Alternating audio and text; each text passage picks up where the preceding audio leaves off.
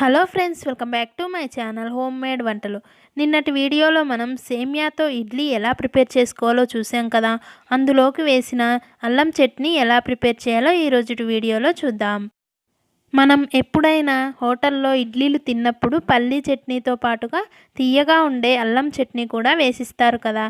ఆ అల్లం చట్నీ చాలా టేస్టీగా ఉంటుంది. అలాంటి అల్లం చట్నీని ఇప్పుడు మనం ఇంట్లోనే ఎలా ప్రిపేర్ చేసుకోవాలో చూద్దాం. ముందుగా స్టవ్ మీద ఒక కడాయి పెట్టుకొని అందులో 1 టేబుల్ స్పూన్ ఆయిల్ వేయాలి. ఆయిల్ కాస్త హీట్ అయ్యాక ఇలా సన్నగా తరిగిన ఒక 2 కొమ్ముల అల్లాన్ని వేసి వేయించుకోవాలి.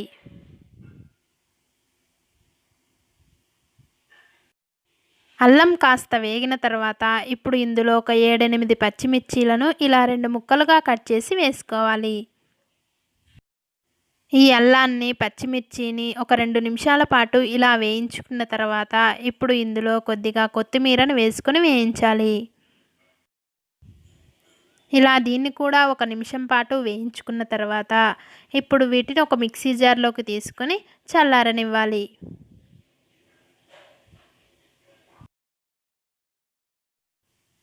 తరువాత అదే కడాయిలో ఒక 4-5 టమాటాలని ముక్కలుగా కట్ చేసి వేసుకోవాలి. తర్వాత కొద్దిగా ఉప్పు వేసి మూత పెట్టి మగ్గనివ్వాలి.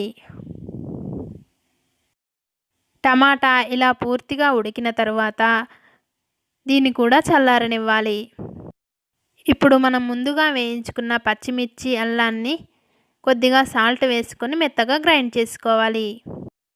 ఇలా గ్రైండ్ చేసుకున్న తర్వాత ఇప్పుడు ఇందులో మనం ముందుగా ఉడికించుకున్న టమాటాని వేసి మెత్తగా గ్రైండ్ చేసుకోవాలి.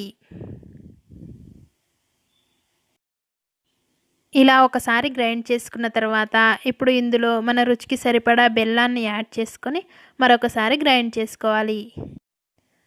చూసారుగా, ఇలా గ్రైండ్ చేసుకున్న తర్వాత ఇప్పుడు దీన్ని తాలింపు పెట్టుకోవాలి.